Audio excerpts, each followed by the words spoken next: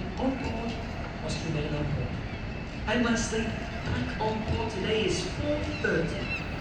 4:30 p.m. Everybody needs to be back on board Venezia. Have a wonderful day, and thank you for your attention.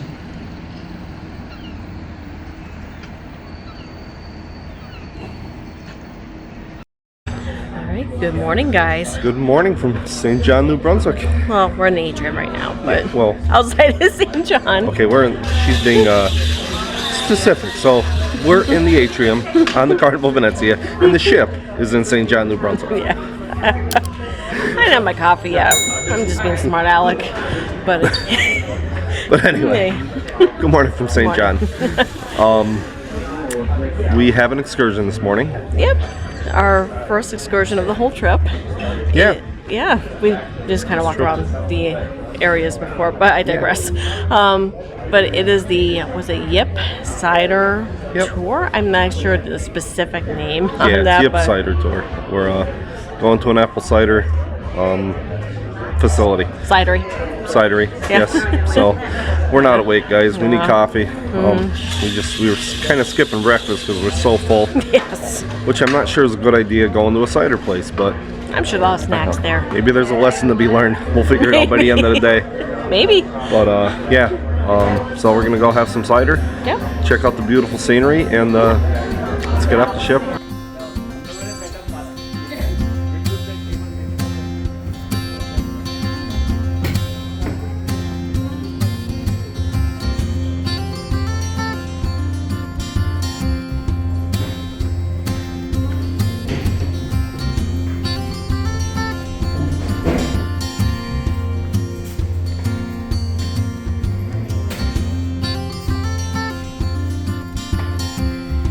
Alright guys, one thing we'll have to pay attention to is the gang was relatively flat this morning. Not much pitch to it at all, but the tide changes here extremely drastically a lot, yeah, during the day. So let's pay attention the way back and see how much steeper or not that the gangway is. Alright guys, we'll use this as reference. Here's the side of the ship, walking down the gangway. We're in the building now actually, but that little paddle looking thing, which is where the stabilizers are, that's what that represents on the side of the ship. But it's kind of in line with that orange railing, and you can see where the windows and balconies are. So on the way back, let's see if there's a change.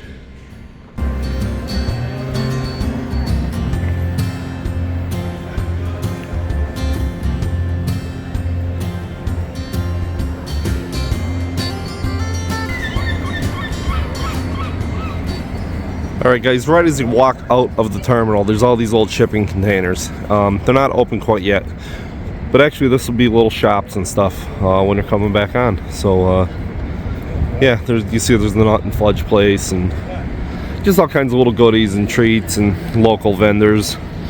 Look at down the end, we're gonna have Cookie Monster after a cookie.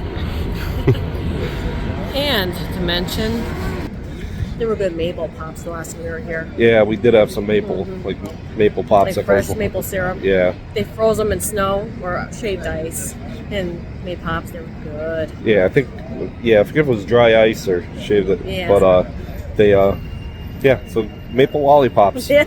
So we'll have to try that again. But we'll check it out on the way back. And, looks like it's going to be a nice day. Hats and baseball hats on sale. So, and from Todd bags, like a new knockoff. Oh, nice. Good morning, folks. Hey, all. Love it. It is going to warm up for us. Good morning. Morning. How's everybody doing? Good. Good. Where are you from? Pennsylvania. You're from Pennsylvania. No. And it's warmer here than at home, so.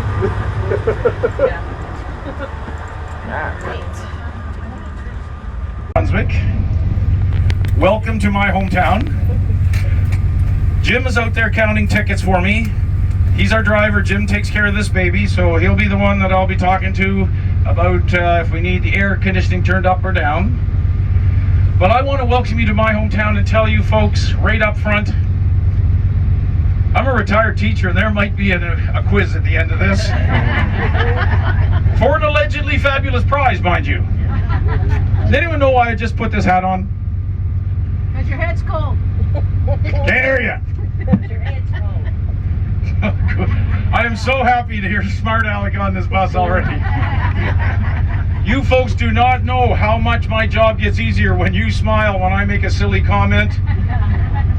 I am telling you, I'm looking forward to this already. Folks, I'm going to ask you to do something. First, I'm going to tell you about this hat.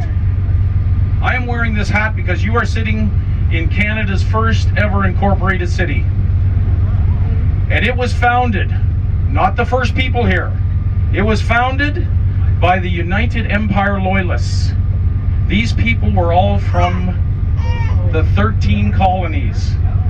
And at the end of the American Civil War, they did not want to be a part of the fledgling new country of the United States. They were loyal to Britain and they wanted to stay that way. So at the Treaty of Paris, they allowed British ships to enter harbors like Boston and Baltimore and New York, and they could take these loyalists away. They left their stuff behind. They could bring their suitcases, but they left their land behind, and they were brought back to parts of the British Isles. I mean, the British Empire. So this part of North America was a little fishing village. But in 1783 in May, 30,000 loyalists from Connecticut, Pennsylvania, New Jersey, New York came here, and they set up a city. And they were, face it, folks, they've been living right down the coast. They still had business partners. Within 2 years, they petitioned England. They said, we're ready. We got a city going here. We want to be an incorporated city. So this is Canada's first incorporated city, founded by the Loyalists.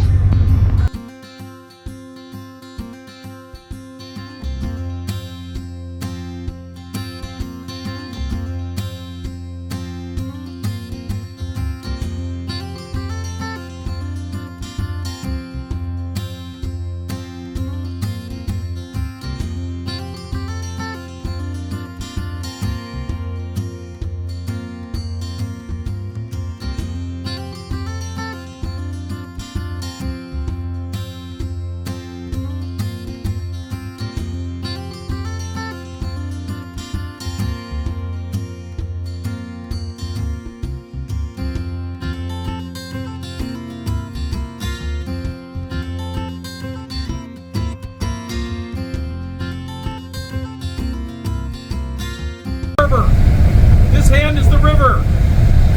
If the tide is out, water runs downhill. Like every river. The tide comes in 28 feet every day.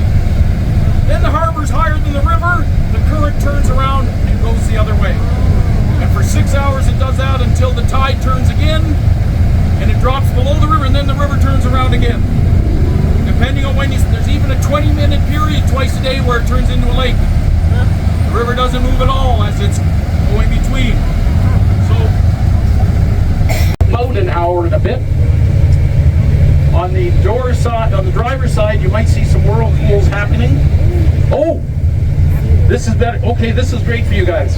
On the way home, you see this, how it looks like it's almost a lake? Can you see a little bit of water moving way up between the island and the plant? Yes. Okay, make sure you remember that. Look over here. See how calm that is? We are almost at slack water. This is the 20-minute period that it's not quite slack. But 3 hours from now coming back, you wait till you see what it looks like then. For you. Don't laugh.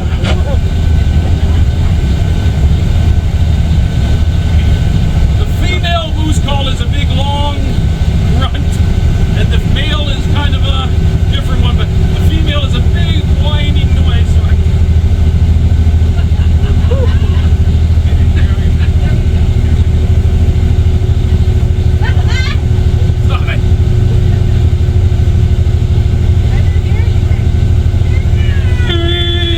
Boosey, boosey.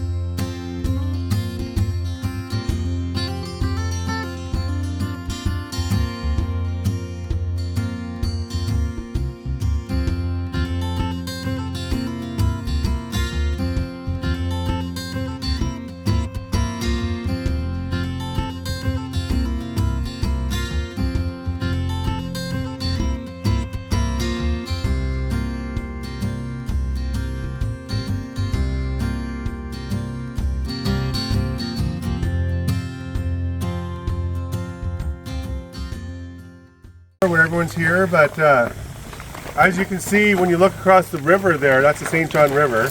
A lot of Americans find that kind of perplexing or interesting. I don't know what the best word is, because it's a beautiful river. Up in the States say that it reminds them of like the old pictures they see of some rivers where like there aren't any populations that have really taken off yet.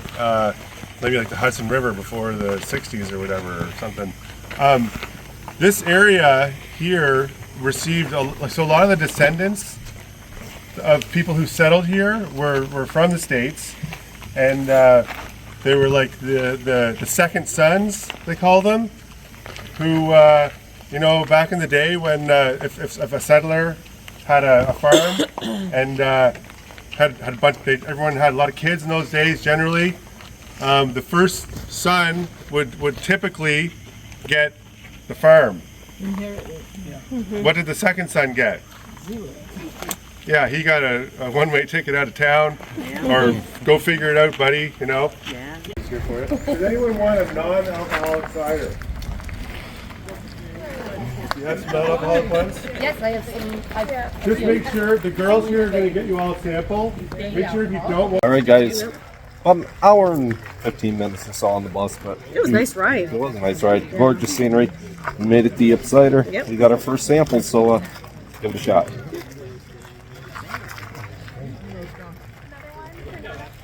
They'll do. This one's kind of light. Yeah, I like I think we got two different ones here, but yeah. Let's see what else we get into. If you think back to like the founding of America, or North America, there were a lot of apples being grown and brought over. And you've heard the story with Johnny Appleseed bringing all the seeds over, and I don't know how much of that is like, you know, folklore, but they were really bringing apples over and planting apple orchards everywhere, all over like the New World, right? And cider is what a lot of the founding fathers of America drank. And when you read the old books, like John Adams and all those guys were big cider drinkers. And if you read stuff from the 1700s, a lot of people were drinking cider. If you think about a bunch of people coming to a small area and starting a community and not having modern sanitation, they couldn't always trust the water supply. But if you ferment apples into hard cider, it's sterile. So sometimes they would literally give their babies cider if they couldn't trust the water. People were getting sick. If they suspected the water wasn't safe, they would use cider because, yeah, it might be alcohol, but at least it's some fluid and it's something that's safe that they can drink. Really drinking beer in the 1800s, and cider got kind of forgotten about, but it sort of still limped along and it was there, and it's done that a few times. It's had a few sort of comebacks over the years, and now it's resurging again. What you're drinking right now is a dry cider. It might not be some people's cup of tea, so to speak. It's very, very dry. In one, like a tall boy can, there's 2.5 grams of sugar. So, what's that? Not a lot. But do you know what grams are? Yeah. Grams of sugar, if I say that, okay? Yeah. So very, very dry. If we were allowed to give make health claims, which we're not because we sell alcohol, we would tell people who have diabetes that they should drink this instead of beer or instead of sweeter ciders. It's very, very low in sugar. That's our base cider, so we add flavors to what you're drinking right now to get other flavors like blueberries, cranberries, hops, tea. We have one we do with tea. It's like an iced tea, kind of like a vanilla iced tea flavor. So you're drinking kind of like our flagship cider, Yip Original, and it's very dry cider, and we make a lot of ciders from that cider, which you'll be able to try inside. So if you're looking for a sweeter taste, you can try that. Yeah, we use a lot of whatever's available, which is, you know, the Macintosh apple? We use a lot of Macintosh. Yeah, that's just what is available. Does the flavor come out? A little bit, yeah. Or different Goldens or Macintosh? Yeah, like the acid comes through. The amount of sugar affects how much alcohol will be in the final product. In a big square bin, and we crush the apples that nobody wants. So sometimes we'll buy apples from apple growers, like a sorting line, and there's people going through the apples. You gotta be delicate because no one wants to buy a bruised apple. But you know, if it's not big and beautiful, and if it has a blemish on it, the grocery stores don't want it. So as consumers, you know, like we like things that look nice. And so if it doesn't look nice, there's nothing wrong with it still, but we're happy to crush it and turn it into hard cider. We don't use rotten apples. If there's rot or if it's a bad quality apple, we're not going to use it. What kind of apples do you use? We have a lot of Macintosh around here. We would like to have us and every other cider maker in North America. We want the old varieties that you can get in, a lot of the old apple varieties are really good for cider. They call them spitters. If you bite into it, you want to spit it out. So the apples get crushed here. This is the bin tipper. It tips up. And then the apples go for a ride up the elevator, their last ride, so to speak, and then get crushed. And then their journey continues as a liquid product. Goes through a belt press. This is a continuous belt press. It just crushes that apple mash between these round drums and a belt. And Do you do sorting here, like you get the rotten ones out? we do, yeah. So we try to make sure we don't have any rotten ones to start with from our suppliers. When it's finished getting it's crushed, it gets pumped through. We have a hole in the wall. We have a pump that just pumps it into a great big tank. So you guys can just sort of keep walking through and then go hang out inside there, and I'll explain what happens once you get to the tank. Lots of tanks. Yeah. It's a lot of tanks.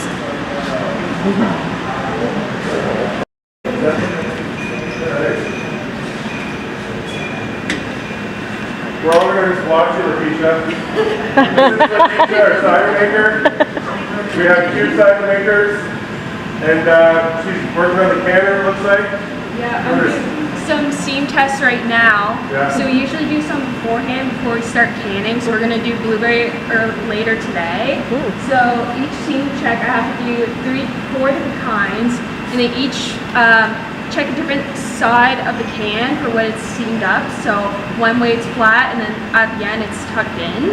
So you just need to make sure every seam's turning out the exact same way to the exact same measurement. So if the can, when we do a hot pop test, we put the can in a hot bucket of water. When we crush it, it's only gonna explode from here on the top or on the bottom. And if there's no leaks or anything, that's a good seam, and that's exactly what we're looking for. So it's a big thing that we're making sure, like if it's off a little bit, we always check the machine, or we double check with one another just to make sure, because we want to make sure, like, we don't want any cans popping or anything on anyone. So we always do that. But yeah, so this is pretty much the canner. So this is up there is where we start the cans at. That's the twist rinse to the water, so they're cleaned out. And then right in here are the probes. The first 3 are blasted with CO2, and then after that, the next 3 they come in. That's where the cider actually comes through from one of those hoses in one of those bright tanks that we have. That's where our finished cider is from. They eventually come in here, grab one of the lids for the can, and right in there is our seamer. So there's 2 chucks and one in the middle where it holds the can down. That's where our seams are done, and then they ended up coming through. They get rinsed off, blown off with air, so there's no cider left over on it, because cider will eat through the outside of the cans. So the inside of our cans actually have a special coating inside of it, so it doesn't eat through it since it's so acidic. And it just comes out here on our conveyor belt. This is our date printer where it's done, and then that's our little assembly line right there where they put the cans right into boxes. So, yeah. And the box. So I'll just pick up on something that Letitia just told you. The blue hoses. This comes out of the blue hoses. CO2. Yeah. So the first 3 is CO2. The next 3, and then the CO2 is heavier than oxygen, so it goes to the bottom of the can, and then it comes up. So they're just sitting there with CO2 in them because it doesn't leave. And then a second later, the fillers go just to almost the bottom of the cans, and it fills from the bottom up. So as the cider's filling the can, it's always in a CO2 environment and it's displacing the CO2. So then when it's full, there's a little layer of CO2, goes a little further, it gets another shot of CO2 blown in right before the top goes on.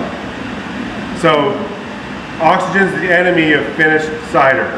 It always is in a CO2 environment. I mentioned that when the yeast is doing its thing, it's consuming the sugars.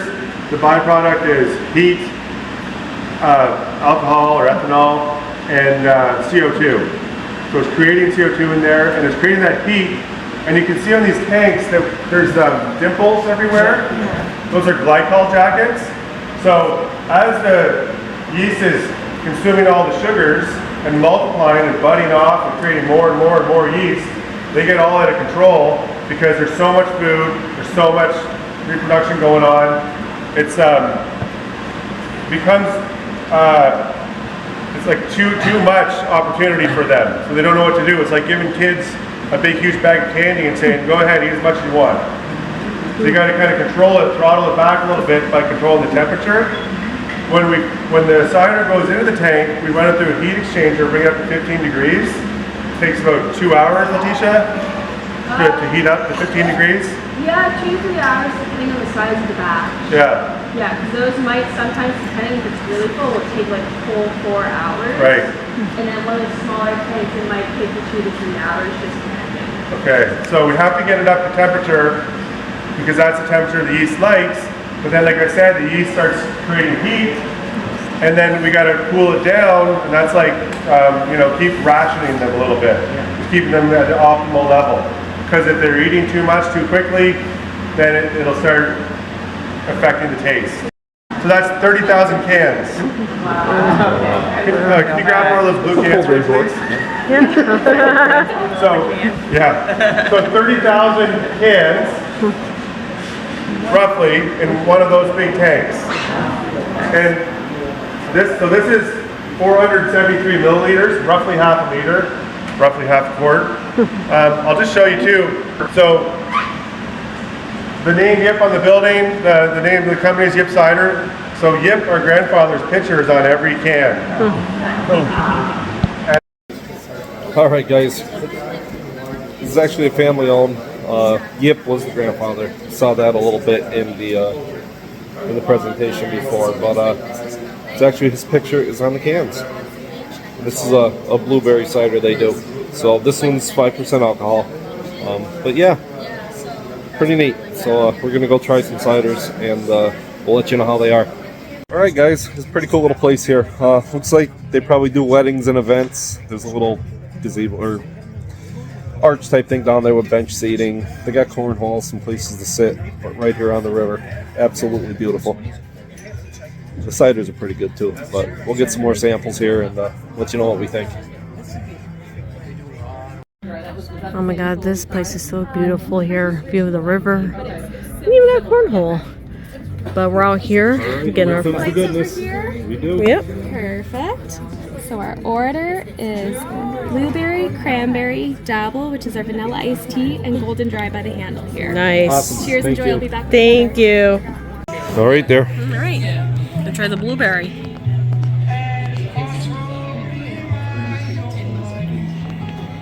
Oh, that's good. Is it? That is really good. Nice. More flavor than the blueberry that we had on Island Folk Okay. 2 days ago, but yeah, that one's really good. Nice. And we got cranberry.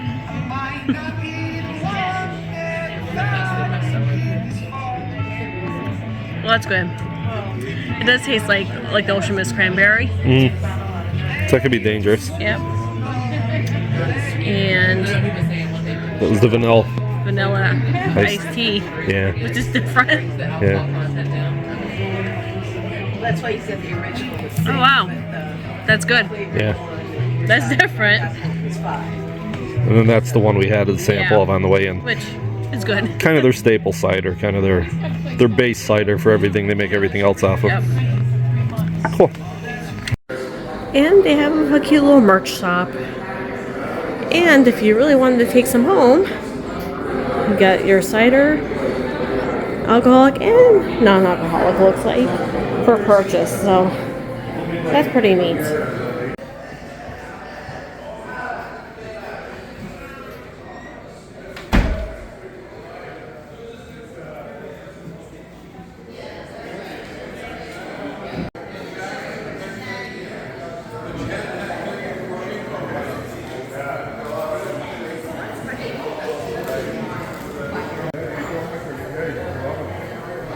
Alright guys, I'm here with Hugh, which is a descendant of Yip. He's one of his grandfather started the cidery, so we just want to say hello and Hello. tell him what an awesome place this is. It is absolutely gorgeous, and he can tell you a little bit about it. Thanks very much. Yeah, so Yip Cider. Yip was the name of my grandfather. My brothers and I own this cidery, and we make nice, delicious, dry ciders. Our flagship original cider is a nice, dry, crisp, refreshing beverage, and then we have sweeter ones too for people who want something a little sweeter. You can see some of the flavors over here if you want. I'm going to turn the camera around. Yeah, we got hop cider, cranberry, mango, original, which I mentioned, passion fruit. Usually we use local ingredients, but the passion fruit we get from a company in California. We've got cherry here, cherry slim, that's some BC tart cherry. That sounds good. And then we have our dabble, which a lot of people say tastes like iced tea. Nice. That's a cider-based. Yeah, I just had the iced tea one outside in the flight, and that was really good. Nice. I did see there's a pineapple on tap, so I want to try that. That sounds delicious. Yeah, we have some non-alcoholic ciders also. Nice. Yeah, they're right here on the floor, guys. All right, guys. Hugh, thank you. Place is gorgeous. If you guys are in St. John, you can get on this excursion, do it. But I'm going to go try that pineapple cider because it sounds pretty good. Thank you. All right, guys. We got the pineapple cider. It is absolutely delicious. Definitely my favorite so far. I didn't get to try it. See? Yeah, that one's good. That is really good. My favorite. Yep. The vanilla iced tea one was pretty good too, but they've all been pretty good. Yeah. But cheers, guys.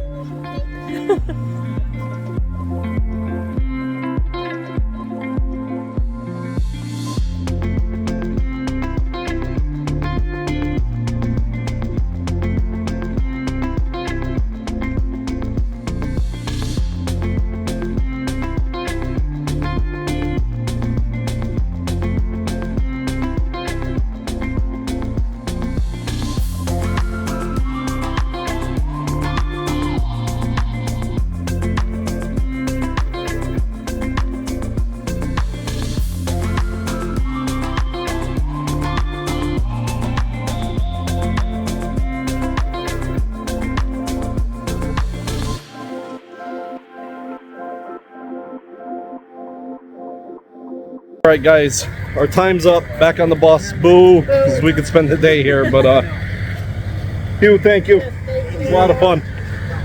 So let's head back to St. John, see what we get into.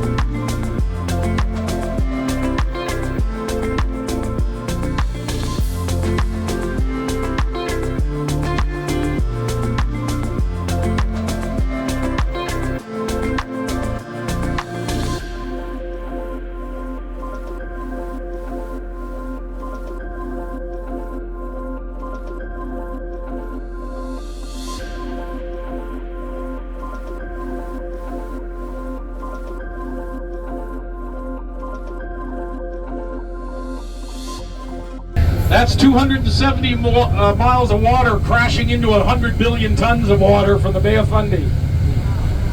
See those islands? The Willistook people believe that's part of the Beaver Dam. So this is moving towards low tide, folks. Pools. That's because hidden under the water there is a 200-foot Niagara Falls drop. If you're from tornado country, you know what happens when air rises quickly? The surface air fills in and makes a tornado. The water under the surface drops, and the surface water has to fill it in a tornado fashion, but the other way around. Want a picture of your ship under there? I see. Maybe, Jimmy, if you can, just creep through here. Wait for it. Not yet. It's about 5 bus lengths ahead, and you'll have it perfectly framed up. Wait. Wait. Attends.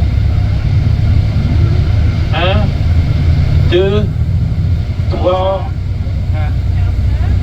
And from the front of the bus, it's perfectly framed up now. And as you roll through, you'll see how it frames up your boat.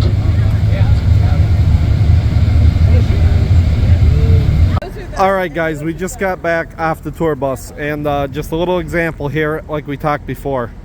Look at how much lower the ship is. Those were the windows. It'll focus here. You can see where the windows are now to that orange railing compared to where they were when we got off. So it's crazy how much the tide changes here. We'll check again when we're getting back on and see how much more it's changed, or if it's going back the other way. All right, guys, we're back to the port area, and we decided we need food. So you see the ships right here, but we've been to Big Tide before. I think that's where we're gonna head. Kristen and Brian want to go to Big Tide. Yep. Mary Ellen's with us, and Mary Ellen's never been here, so she's ready. But yeah, we're gonna go to Big Tide. We know the beer is good. We'll get some poutine and get some lunch, and then maybe we'll walk around town a little bit. And it's a gorgeous day. It's probably low 70s, sun's out. Perfect. It's perfect. The cidery was great. Wish we had a little more time there. It was a little limited. After the tour, we probably had an hour, which seems like a lot, but we could have used a little more time just because the grounds are so beautiful. But next time we have to come back. So, all right, guys, let's go to Big Tide. Let's get some poutine, get some lunch, and enjoy the rest of the day here in St. John.